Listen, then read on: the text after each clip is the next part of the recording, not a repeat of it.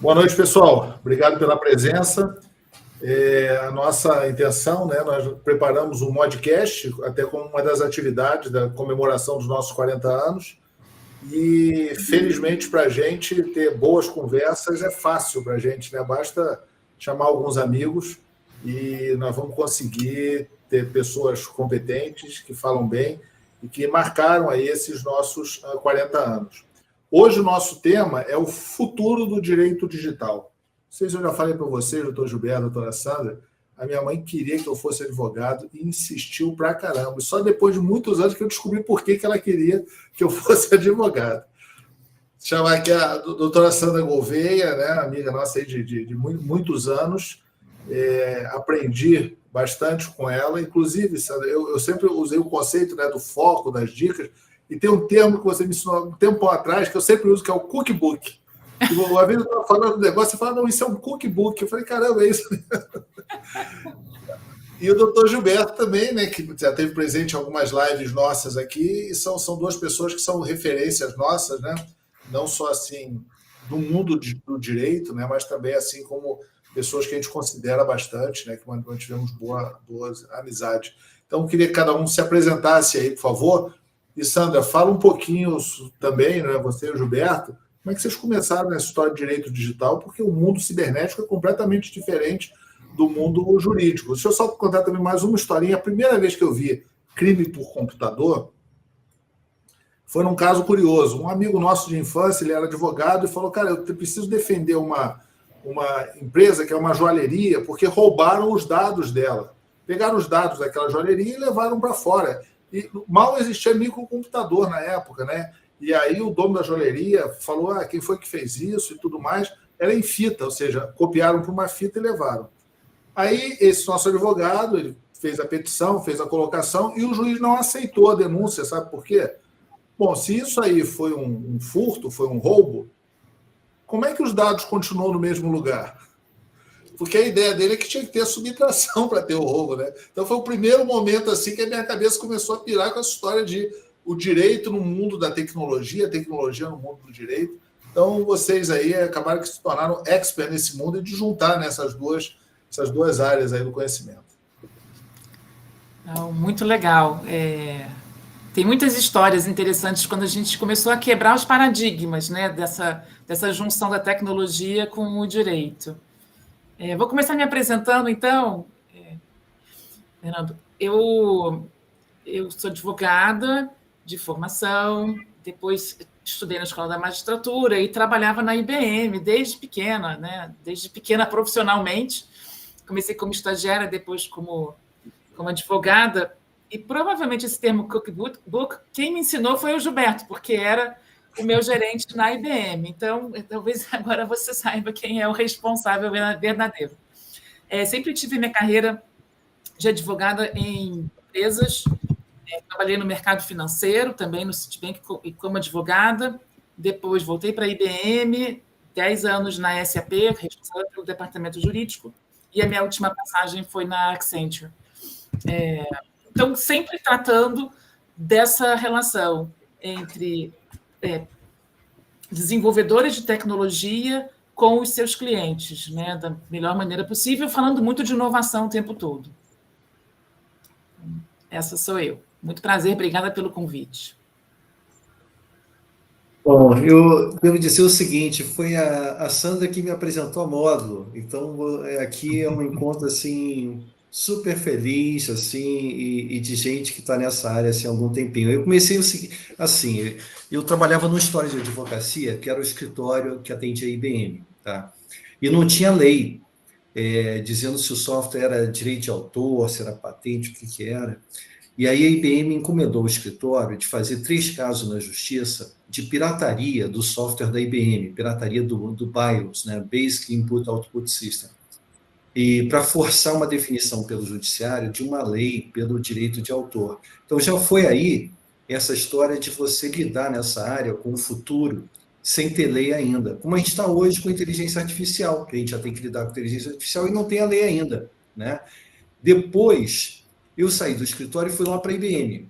Quando eu estou lá na IBM, tinha sido nomeado lá gestor do jurídico, acontecem as primeiras fraudes né, informáticas dentro da IBM, né? E aí a IBM resolveu, em vez de varrer para debaixo do tapete, resolveu levar para a justiça. Então, se eu já tinha lidado com os primeiros casos de pirataria, né, passei a lidar com os primeiros casos de crime informático, né? De novo, sem lei Carolina Dickmann, sem nada disso, né? Então, isso que a gente está falando hoje aqui, e Fernando e Alberto, super legal vocês terem tido essa ideia do tema de futuro, né?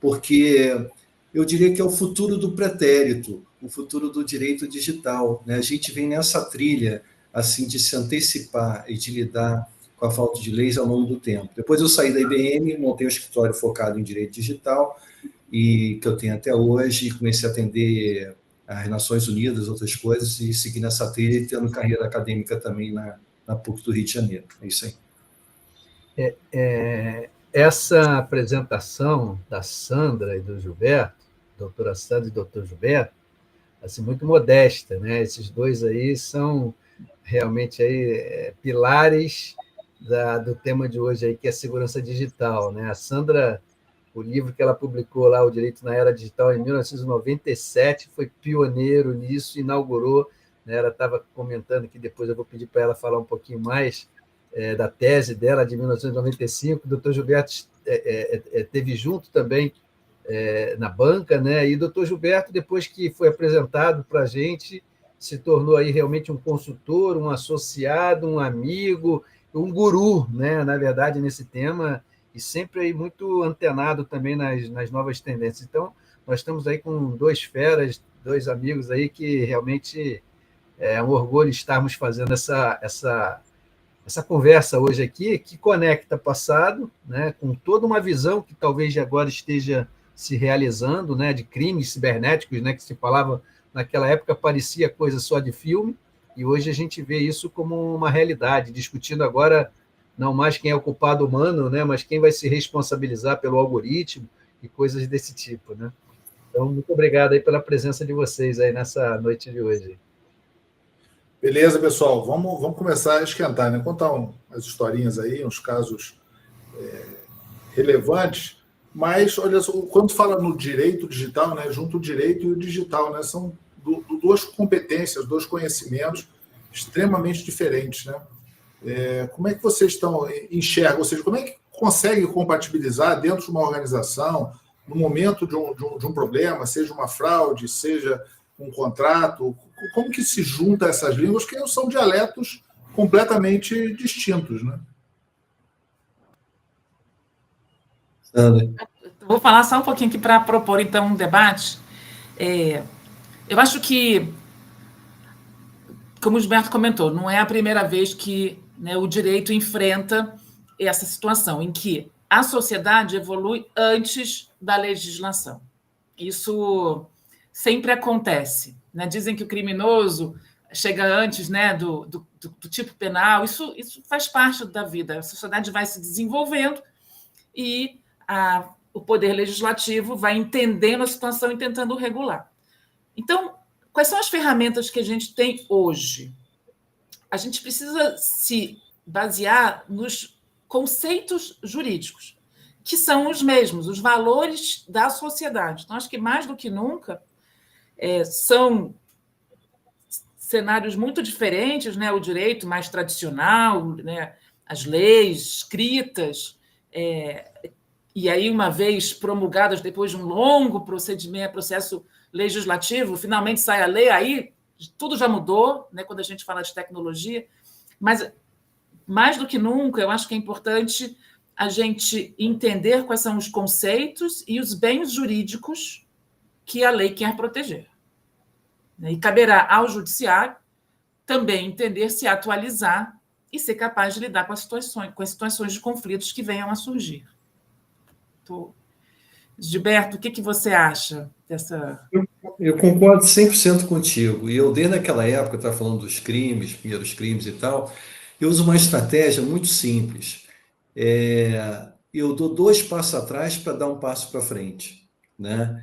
E então eu sempre mostro o quanto tem do direito, vamos chamar assim, analógico, e que se aplica, né? Um dos princípios dessa área do direito digital de você não ter preconceito entre digital e analógico, né? O princípio da neutralidade, o princípio da equivalência. Então, eu reforço muito que dá para aplicar o direito anterior com pequenas, sutis diferenças. Isso dá segurança para o juiz, dá segurança para o cliente, dá segurança para todo mundo, né? Então, acho que é usar o que a gente já tem, né? Explicar algumas diferenças, mas não cair na tentação, que eu acho que é uma coisa de vaidade, de destacar demais o que existe assim de novo. Eu gosto muito de uma frase que é a seguinte: as ideias que se colocam no âmbito da cibernética deixaram de ser uma espécie de programa para o futuro e se transformaram em técnica de operação, né? Aí eu perguntaria, essa frase, vocês acham que é de 20 anos atrás, 10 anos atrás ou 5 anos atrás? Será que não foi dita pelo Jeff Bezos, ou pelo Zuckerberg, ou pelo Bill Gates, ou por alguma desse? Não, é uma frase de 60 anos atrás, do criador da cibernética. Então, aquilo que parece ser novo nesse campo do digital, muitas vezes tem muita raiz antiga. E quanto mais raiz antiga você encontra e que dê para usar, mais fácil eu acho que é convencer as pessoas. Bom. Alberto, os advogados sempre são muito polidos e educados, né, na hora que vão falar do pessoal de cibernética, tecnológico. Comenta um pouquinho aí da relação com o advogado, as dificuldades, né, de falar com o advogado. Antigamente a gente tinha essa dificuldade realmente aí de entendimento, né? Então via ali um processo, ali um contrato.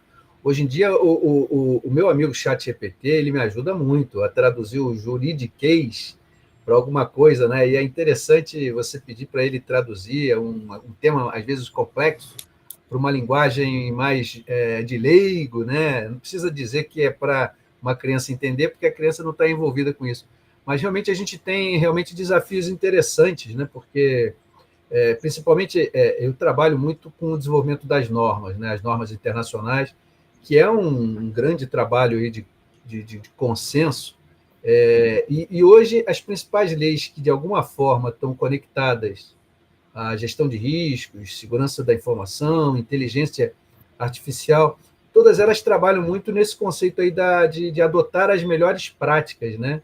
E, então, o Dr. Gilberto sempre nos ensinou muito essa questão aí da proporcionalidade, por exemplo, né, em relação para uma empresa pequena, para atender uma regulamentação, tem algumas ações, para uma empresa mais estruturada, né, a exigência pode ser maior, né?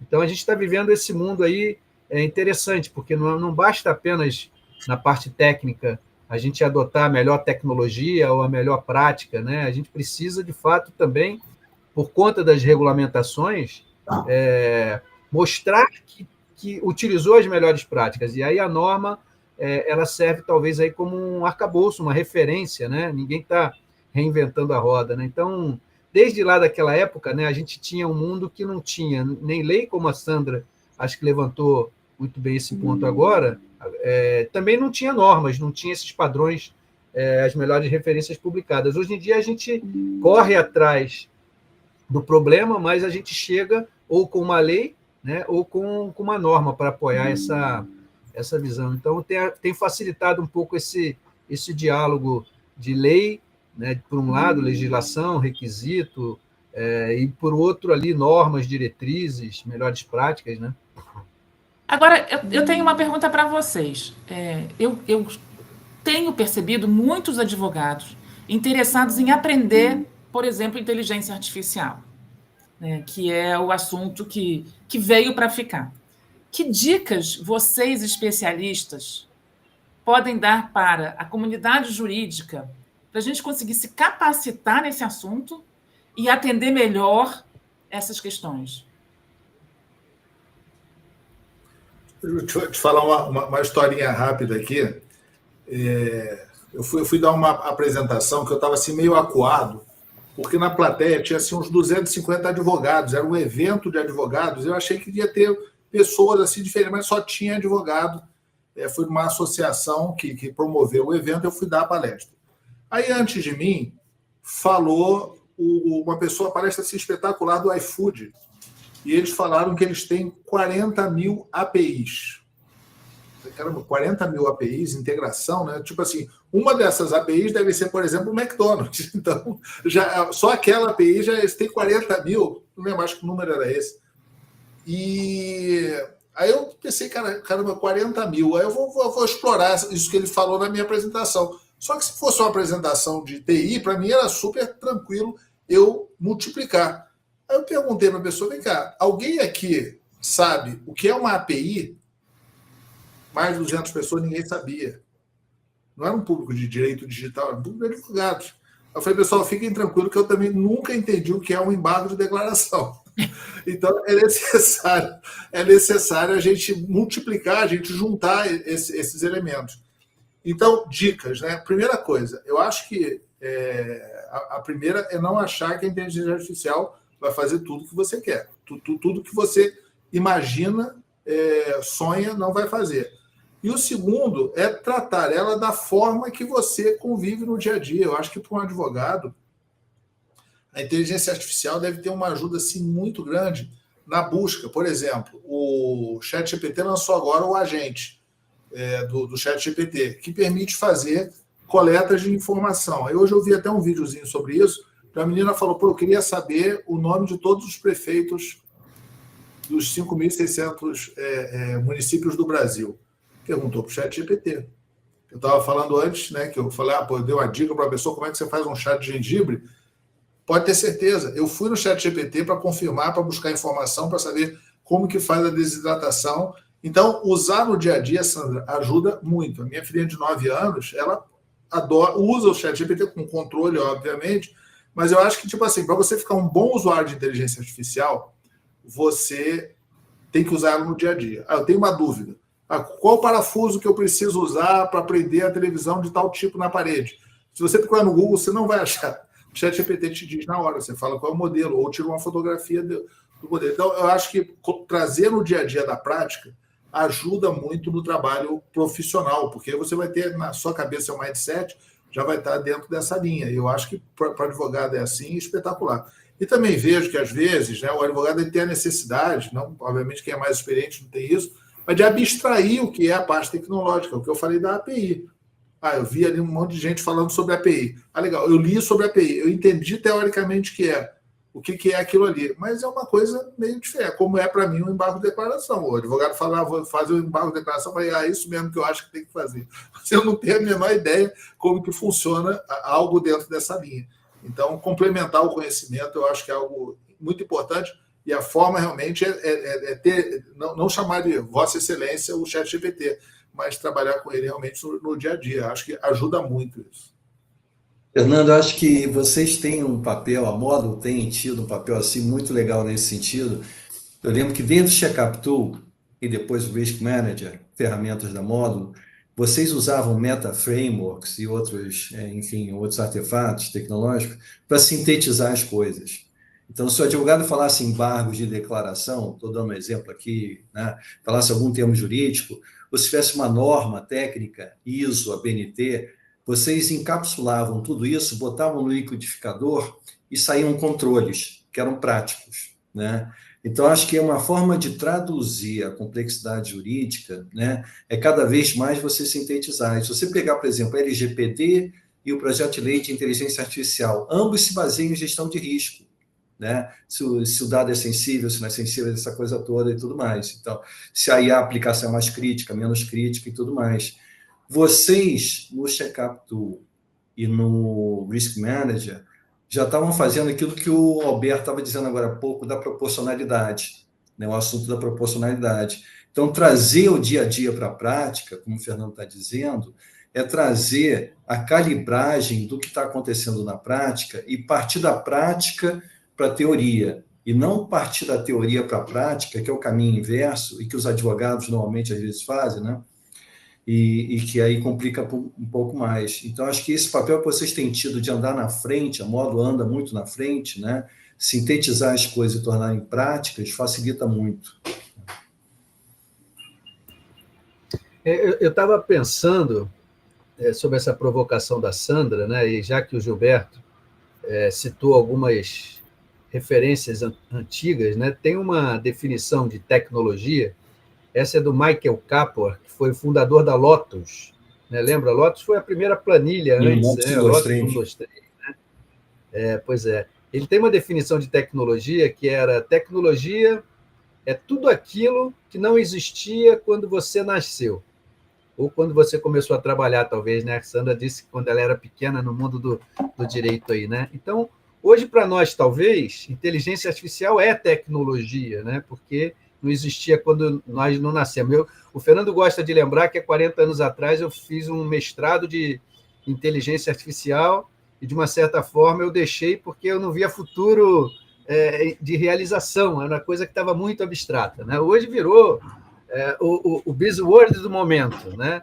Mas assim, a gente não tem dúvida, o pessoal fala aí algumas profissões, né? Não são só os advogados.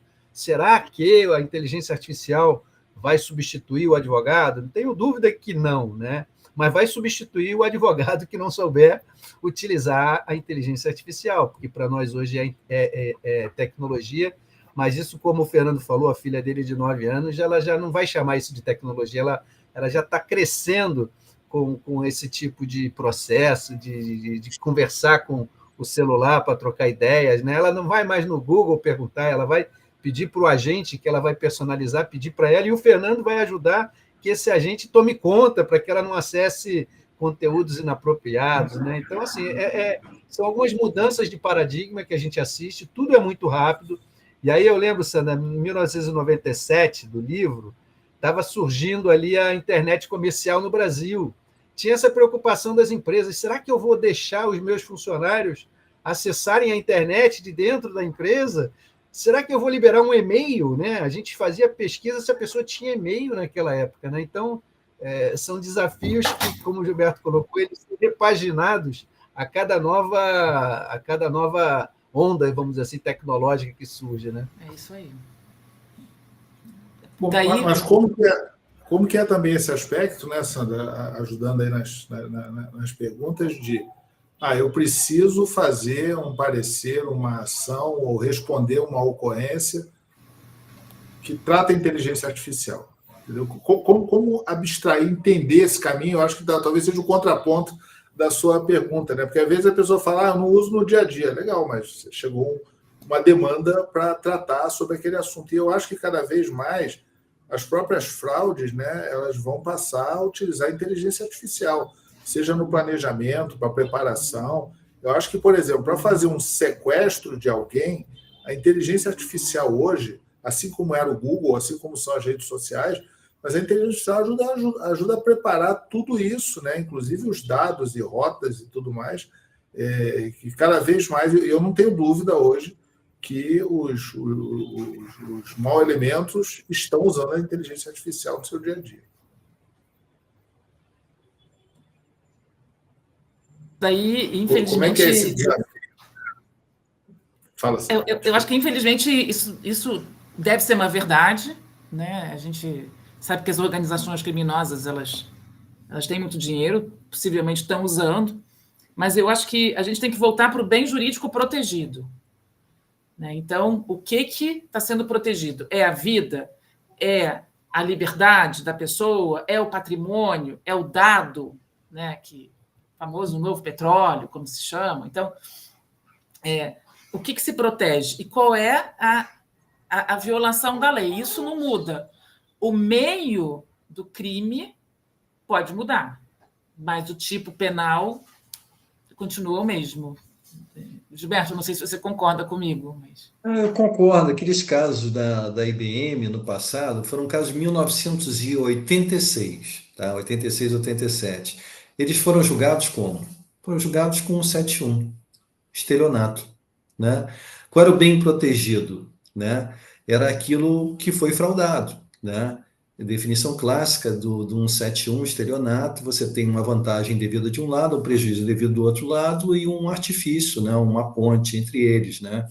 Então, acho que é exatamente isso. Tem uma pergunta até aqui do Dr. Daniel Costa Lima: como a LGPD trata o conceito de identidade digital?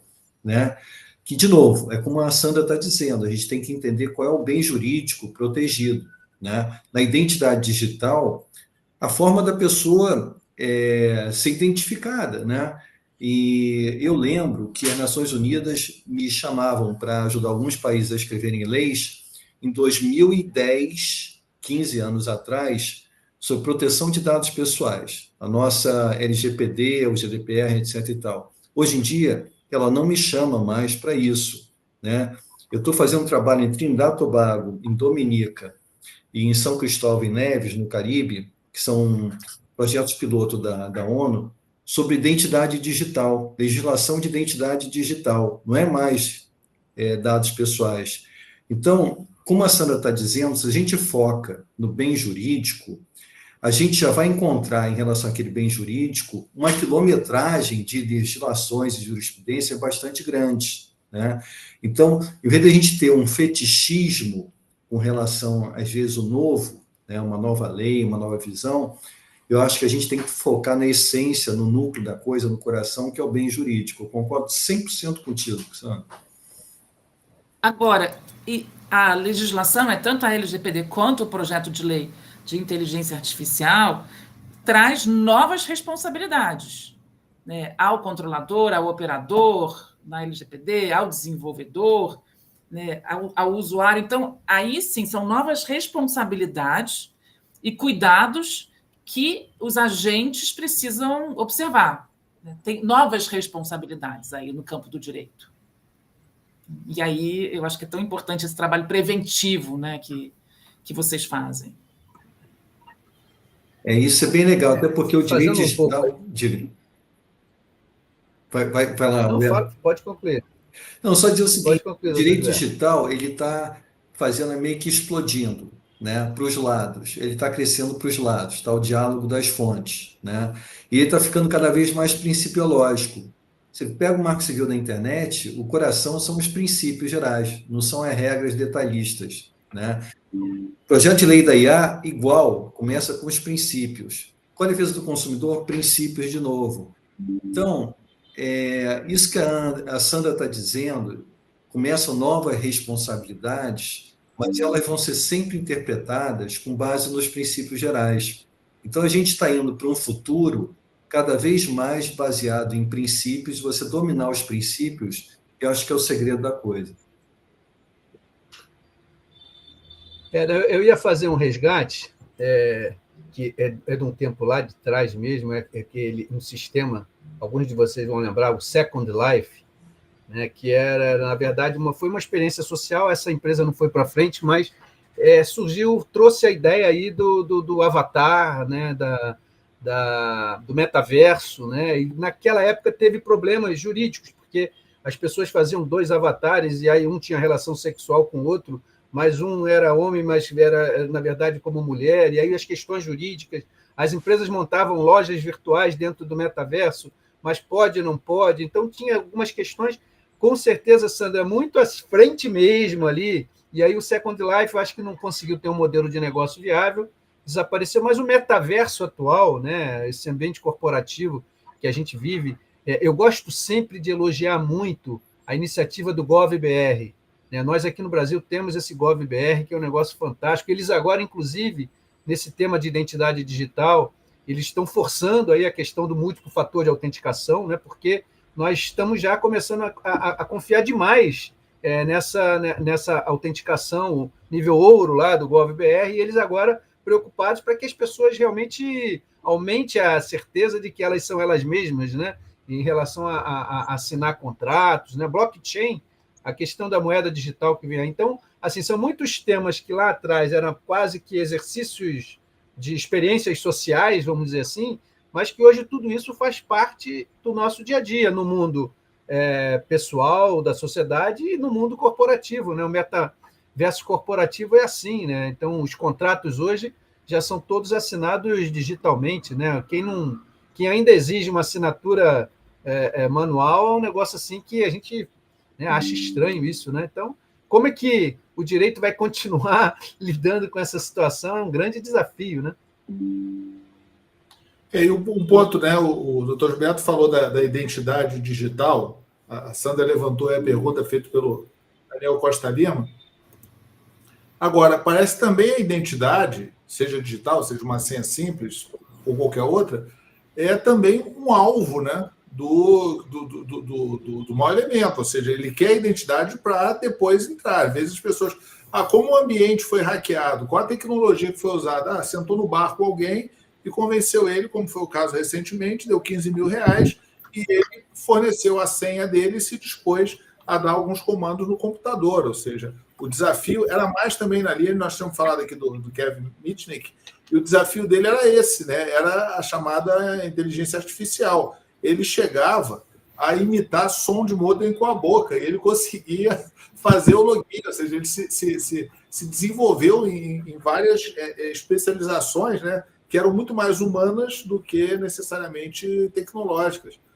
Então, o ponto é esse, ou seja, a maior parte das fraudes que a gente vê aí pelo mundo, né, e que são a preocupação geral, são fraudes baseadas em conseguir uma senha, conseguir um acesso, conseguir uma identidade digital de forma que você possa abrir um mundo com alguma facilidade. Então, por que teve uma fraude de 1 milhão? Porque alguém clicou no phishing. Porque determinada empresa foi invadida? Porque alguém clicou no phishing. Então, são comportamentos do dia a dia. E acaba que isso é um mundo extremamente complexo, né? Porque são conhecimentos multidisciplinares de várias pessoas. A Sandra falou aí na psicanálise.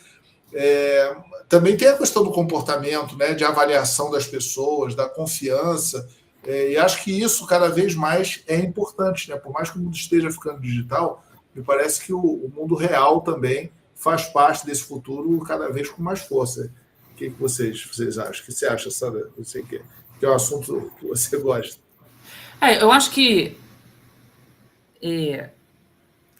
o comportamento humano, ele, né, os perfis psicológicos continuam existindo, né? Você tem os psicopatas, por exemplo, né? Então, um psicopata cibernético tem uma capacidade de causar um prejuízo muito grande, né? Talvez muito maior do que no mundo físico, né? Se você pegar... Então, acho que a diferença agora é o quanto esse dano pode ganhar proporções inimagináveis, né? Se faz um pequeno gesto como clicar num phishing, como exemplo que você deu, abre a porta da empresa e, se não tiver vários layers de segurança e várias ferramentas e uma política de divisão dos dados, estiver tudo junto, misturado, né, o prejuízo pode ser enorme, porque uma vez ali dentro,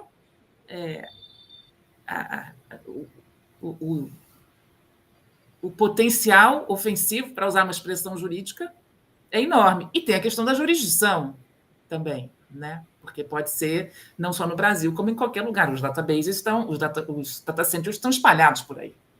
Então, acho que tem uma questão aí desafiadora. A gente precisa pensar sobre isso, né? Sobre medidas preventivas. É sempre melhor não acontecer do que remediar depois. Claro, sem dúvida. Cada vez mais o princípio da precaução, que é um princípio de responsabilidade civil, ele está sendo aplicado, né, nessa tônica que a Sandra está dizendo da prevenção, né? Tem duas perguntas aqui, uma do Lira e outra do Pimenta, né, que eu acho que tem a ver bastante com isso. Do Pimenta aqui, como é que faz com relação à autenticidade, né, e a confiabilidade, etc. E eu lembro que, olha, pelo menos na Jamaica, no Quênia e na Índia, a Suprema Corte desses países julgou a lei de identidade digital como inconstitucional, porque o país não oferecia segurança suficiente para a identidade digital, né?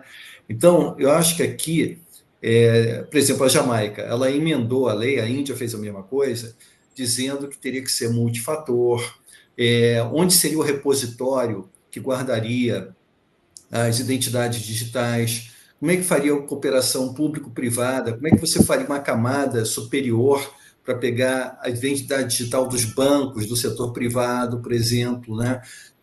Tem N questões nesse mundo que lidam com segurança. A gente estava falando de inteligência artificial. A inteligência artificial é usada para ataques cada vez mais e é usada para defesa também. Você usa a inteligência artificial para inventar novas defesas, né? A questão do Lira, de banalização, né? Eu ainda hoje estava consultando um livro que eu gosto muito, que é esse aqui, ó, está aqui ao contrário, mas Vestígios do Futuro, 100 anos de Isaac Asimov. Né? E tem um artigo de uma jurista que diz o seguinte: você equilibrar de um lado a inovação, você não deve tolher a inovação, frear a inovação, por outro lado, não aceitar passivamente um determinismo tecnológico que, no fundo, é um determinismo econômico, né? Então, de repente, você tem big techs que estão empurrando uma solução, mas você tem que, do outro lado, estar temperando isso. Identidade digital pode estar acontecendo isso.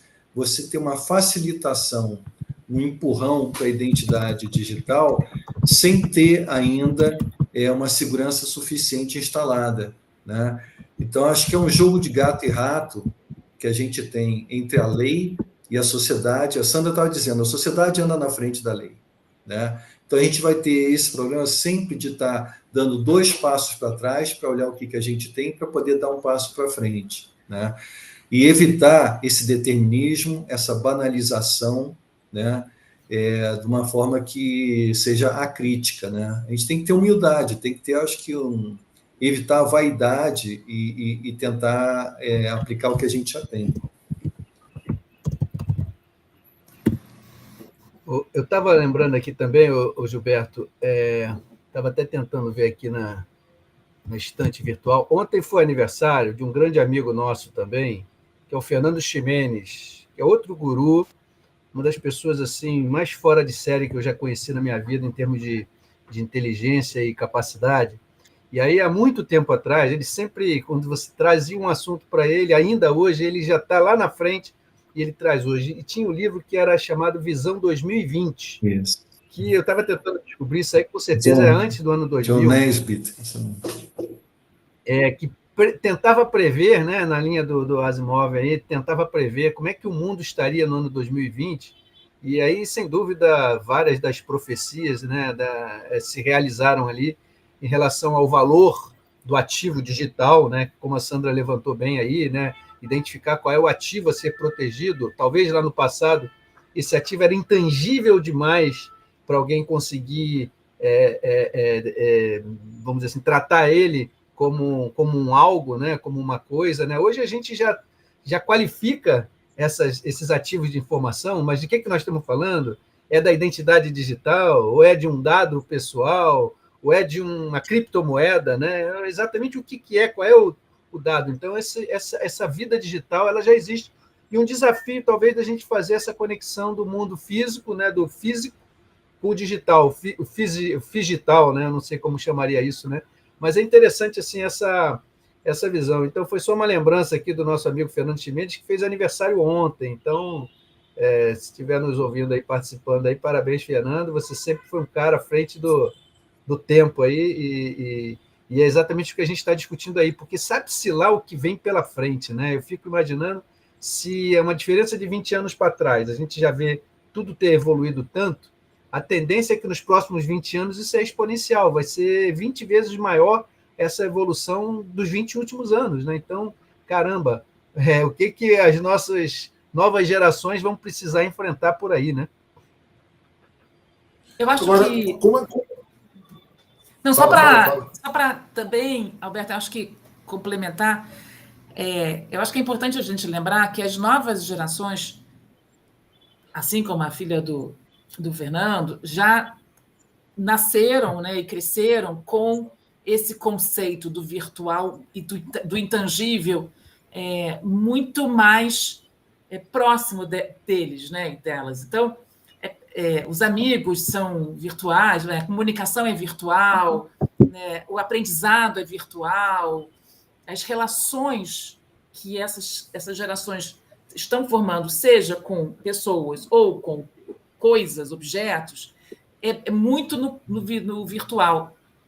Então, isso certamente vai ter um impacto em como eles vão trabalhar, né, físico e virtual. Acho que o risco é o virtual prevalecer. Eu vejo isso como um perigo, mas talvez não seja, talvez seja simplesmente uma evolução. Eu concordo, eu acho que 100%, que a gente tem que back to basics, a gente tem que voltar atrás Mas deixa eu fazer agora, eu vou 180 graus diferentes. Antes eu estava dizendo, vamos olhar para trás, 2 passos para trás, etc. Agora eu vou dizer o que eu acho que não está resolvido, que são problemas assim que estão pendentes, tá? Um deles é esse que o Pimenta está dizendo aqui, né? Até onde vai a dignidade humana?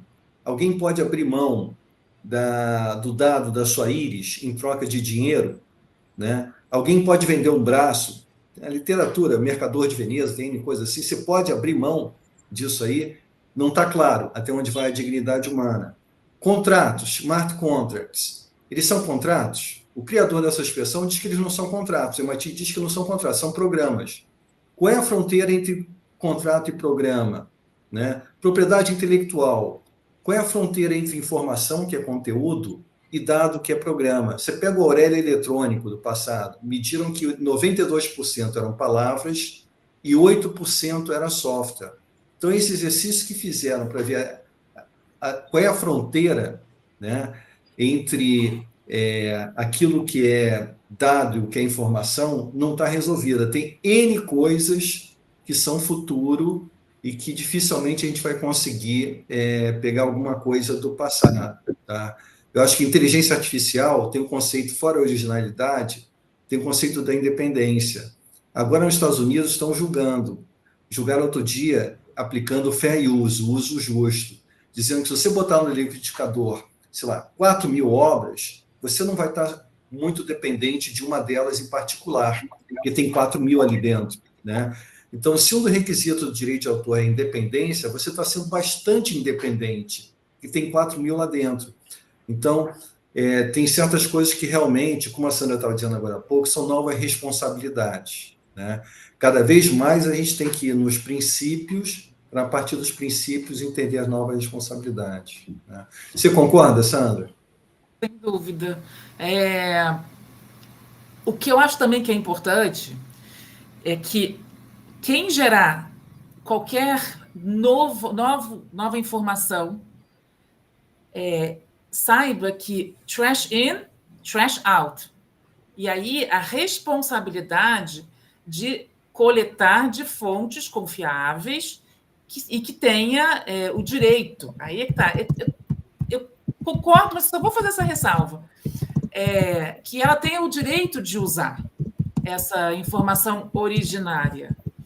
Então, são 4.000 obras, mas para efeito de colocar dentro de um liquidificador, ainda que seja 4.000, ela tem o direito de usar?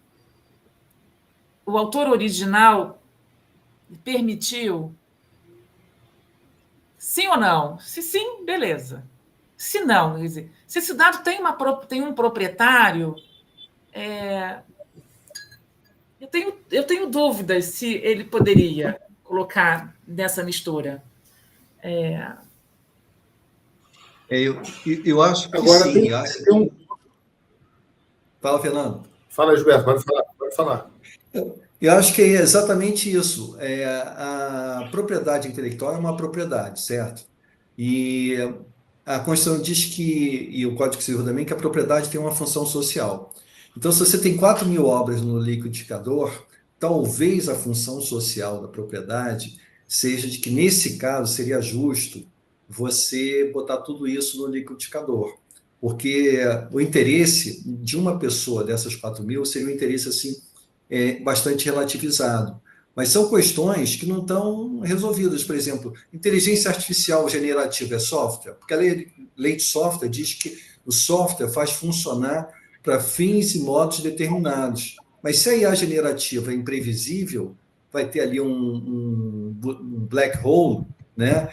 Ela não vai estar cumprindo a definição de software de fazer funcionar de modo e fins determinados, né? Então, a inteligência artificial, tecnicamente, do ponto de vista jurídico, é software? Não sei. Provavelmente sim, se a gente for nos princípios, e não na letra estrita da lei ali embaixo, né? Fala, Fernando. Como é que fica essa história no mundo da falsificação, né? A gente vê que, recentemente, os textos eram avaliados da seguinte maneira: textos científicos em determinada revista. A revista recebeu o arquivo em PDF, aí lia aquele texto todo e a própria inteligência artificial já fazia uma pré-avaliação, uma triagem. Aí, quem submetia o texto começou a descobrir isso e começou a colocar no PDF texto em letra branca e fundo branco, que não são vistos visualmente, porém a inteligência pegava aquilo ali. E esse texto de letra branca e fundo branco eram prompts, exatamente para orientar a quem estava lendo dar o comando, né, de quem estava lendo para avaliar aquele texto da melhor maneira possível. E até ser descoberta a farsa, isso funcionou. Essa madrugada teve um tsunami ali, né, no Pacífico Norte, e hoje de manhã eu queria saber o que tinha acontecido. Aí a interface, a rede social rápida para buscar notícia é o Twitter. E eu entrei no Twitter, queria ver algumas imagens, e aí eu vi algumas imagens e comecei a descobrir que outras imagens eram falsas, ou seja, eram deepfake, né? Ou seja, eram imagens geradas por inteligência artificial. Aí eu comecei a duvidar das que eu achava que eram verdadeiras. No final, eu fiquei na dúvida se tinha tido tsunami ou não, porque era tanta imagem diferente, e nós estamos vivendo hoje, é o que foi falado aí de deepfake, porque a questão, Sandra, você falou trash in, trash out, mas no meio tem um algoritmo e tem um conjunto de prompts. Então, talvez o algoritmo também possa ser um gerador de lixo e o prompt possa ser um gerador de lixo. E tudo isso aponta para um futuro que é complexo, que vai ter um monte de mudança, porque as coisas surgem e caem, e também com uma tecnologia muito forte. E o direito precisa acompanhar isso. Ou seja, como é que o direito digital vai acompanhar esse futuro que toda hora mudam as coisas, né? Nós temos aí um projeto de lei de inteligência artificial que talvez já foi superado pela tecnologia, ou seja, talvez uma vez publicado funcionasse e depois tivesse algumas melhoras, algumas regulamentações. Como é que o direito vai encarar isso? Como é que vai encarar esse monte de mudança que são praticamente obrigatórias, né? São um dado. E aí também a própria legislação precisa acompanhar. Precisa de mais legislação, precisa de melhor interpretação, precisa orientar os juízes, às vezes até a própria polícia vai fazer uma apuração e tem dificuldade exatamente pelo uso de inteligência artificial, né? Excessivo muitas vezes. É uma pergunta bem complexa, sua provocação. Eu acho que a gente tem que dividir assim, o que é o direito preventivo e o que é o contencioso. Então, assim, no mundo do preventivo, né, que são os contratos que as empresas fazem o tempo todo, seja com pessoas jurídicas ou com consumidores, eu acho que aqui o importante é a clareza, a transparência de quem está desenvolvendo a tecnologia, né, para deixar claro como essa tecnologia foi desenvolvida, o que tem ali dentro, quais são os cuidados que foram implementados, etc. Então, eu acho que é muito importante a gente focar na prevenção aqui. Agora, de novo, vem os princípios, né? Porque esses princípios é que vão ajudar os advogados a trabalharem em contratos que sejam claros. O que é contrato? Contrato é acordo entre as partes. Então, tendo clareza, e a lei vem para ajudar, para incentivar isso, acho que ajuda. Agora, claro que sempre vai ter o desafio, né? Agora a gente está falando, é o virtual verdadeiro ou o virtual falso que a gente está vendo? Antes era só o que é real e o que é virtual. Agora a gente tem que duvidar do que é virtual, né? Se o virtual é verdadeiro ou falso. Sim. E como filtrar isso. Eu acho que a gente, mais do que nunca, tem que contar aí com a qualidade do gerador do dado, assim como a qualidade do gerador da informação, quando você vai ler uma notícia. Tem um desdobramento que eu estava pensando sobre isso, quando o doutor Gilberto estava falando, que tem a ver com esse trash in, trash out, mas hoje existe um termo que o pessoal usa na inteligência artificial, que é a alucinação, né? Que é quando, na verdade, ele dá um trash out, não necessariamente com um trash in, né? E as pessoas tomam aquilo como verdade e usam, né? E aí eu estava pensando, trazendo para o ponto aí dos nossos advogados, o direito, por exemplo, a questão do carro autônomo, né? Um carro dirigindo na rua e aí o carro vai e atropela alguém, né? Quem é o culpado é o motorista, o dono do carro, que não tem motorista, é o fabricante do carro, ou é o desenvolvedor do software, exatamente quem. Da mesma forma, talvez na linha aí dos contratos, né?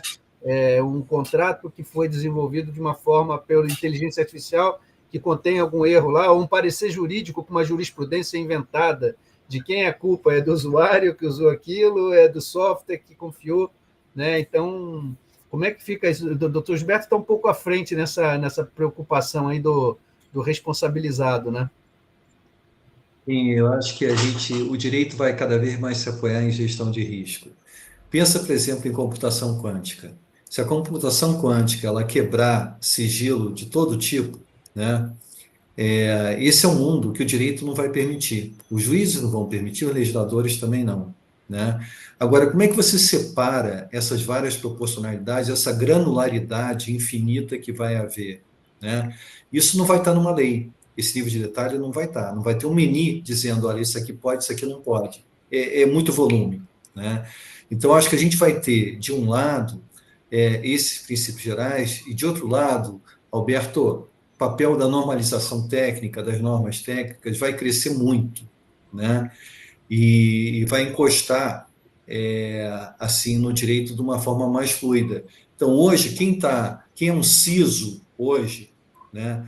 Quem focar em gestão de risco é quem vai poder ajudar o advogado, quem vai poder ajudar o juiz. E os advogados, por sua vez, têm que entender de gestão de risco, têm que entender de família 20 mil, 31 mil, 27 mil, tem que começar a ter um repertório aí de normas técnicas, porque normas legais não vão ser suficientes.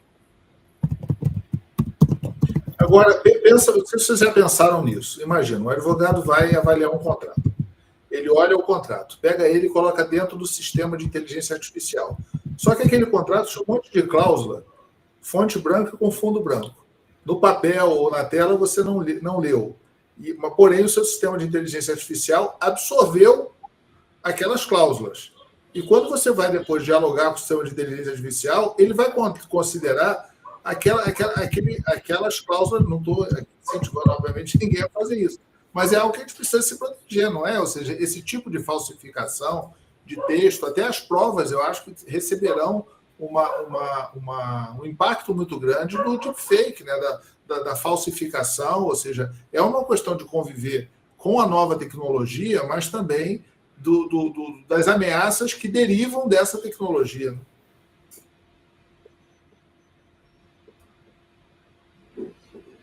Podem falar, não sei se estão sobre algum contrato que podia ter cláusula com letra branca e fundo branco.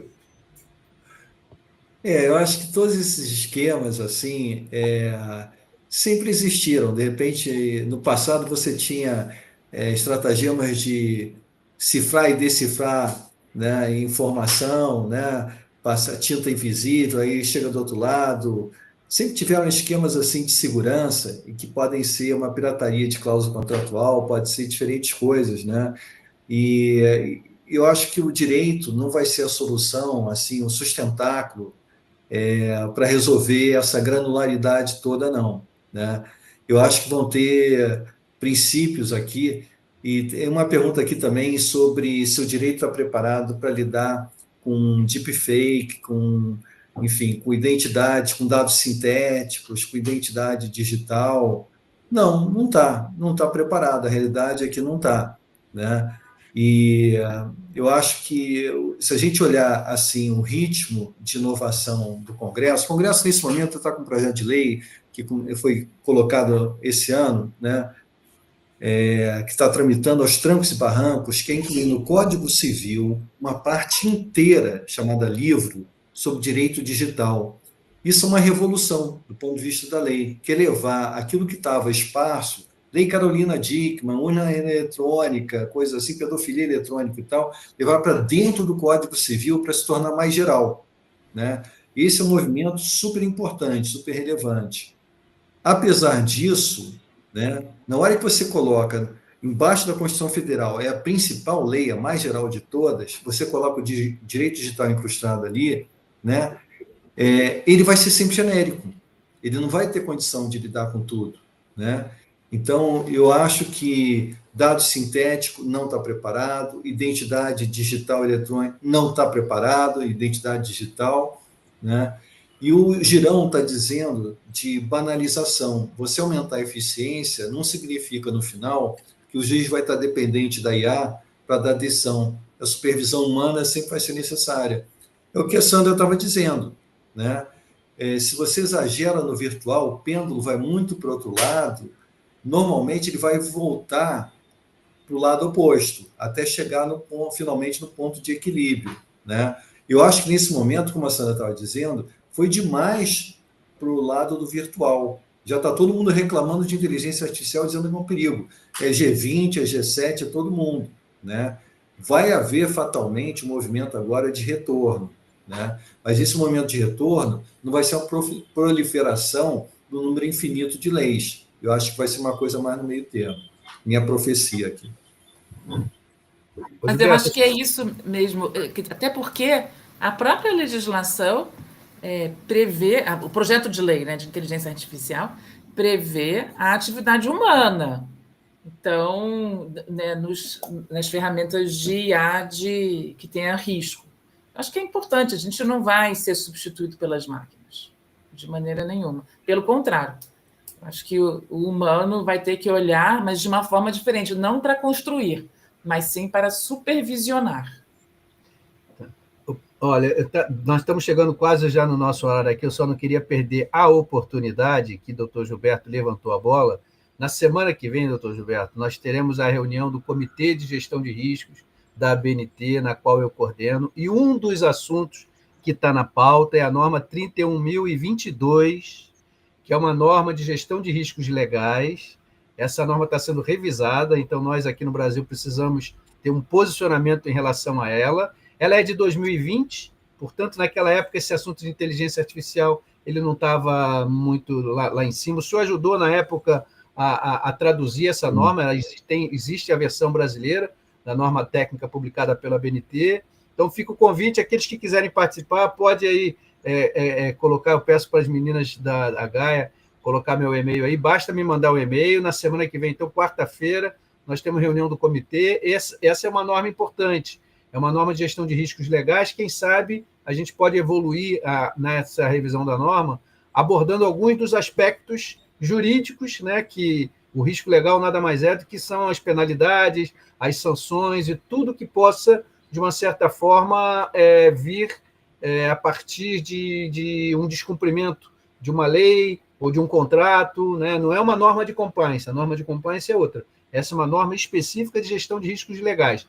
31.022. Então, o doutor Gilberto já está convocado, a doutora Sandra também, para nos ajudarem no comitê. Precisamos da capacidade e a competência jurídica de vocês para que a gente possa melhorar essa norma a nível mundial, contribuição brasileira para a nossa realidade brasileira, mas que eu acho que afeta o mundo inteiro, né? Então, fica aí o meu comentário final, deixando esse meu convite também aí para todos os interessados em participar dessa iniciativa. Bacana, pessoal. Olha, infelizmente, chegou no nosso final aqui do nosso podcast. Agradeço vocês aí de coração, obrigado. E queremos encontrá-los sempre, outras vezes aí. Foi ótimo e podemos até replicá-lo. Ou seja, sempre ter a oportunidade, né, da gente pensar, refletir. Vamos fazer novamente, no próximo episódio, expandir cada vez mais esses conceitos. Para mim foi ótimo, aprendi um monte de coisa aqui. Então, foi muito boa a participação. Eu queria que vocês deixassem as palavras finais da visão de vocês sobre o futuro do direito digital, né? Talvez um resumo ou dúvidas, né? Não sei se tem mais dúvidas ou mais respostas, mas agradeço bastante a presença de vocês. Obrigado, estava com saudade. Não, queria parabenizar a Módulo pelos 40 anos, é uma trajetória incrível de vocês, precursores aí nesse mercado de cybersecurity, e então, é um prazer estar aqui reconectando, e acho que as perguntas é o que mais move a evolução, né? O que nos provoca a evoluir. Então, de fato, a gente tem mais perguntas do que respostas, mas é isso que nos motiva. Obrigada também a todo mundo que está assistindo. E agradecer também e dizer que tem vários comentários aqui do lado no chat, assim, que a gente adoraria certamente comentar, né? Quem sabe a gente anota isso aqui e depois manda para as pessoas, né? Mandar também um abraço grande para o Ximenes, né? Bem lembrado, Alberto. Ximenes gosta, é o mestre do Canvas, né? Eu acho que eu deixaria como comentário final isso, é partir do problema, da pessoa, em vez da projeção que a gente faz, né? Sandra, é como se fosse uma transferência, né? Deixar ouvir as pessoas, ouvir a necessidade real, né, do ser humano. Acho que é. Obrigado, mais uma vez. Gilberto, é possível entrar pelo LinkedIn e interagir, tá? O link do LinkedIn, o mesmo que foi da divulgação, ali tem o chat. É bacana. Se achar que vale trocar algumas ideias por ali, com certeza enriquece muito o debate. Vou fazer isso sim, vou conectar lá agora. Obrigado, gente. Obrigado, gente. Parabéns aí, muito obrigado. Muito obrigado, hein? Até a próxima vez. E próxima. fica gravado aí para novas consultas e para evolução e novas ideias. Vocês podem também colocar, mesmo assistindo gravado, pode colocar também novos comentários. Gilberto, Sandra, bom ver vocês novamente. Até a próxima vez. Até a próxima, pessoal. Um abraço.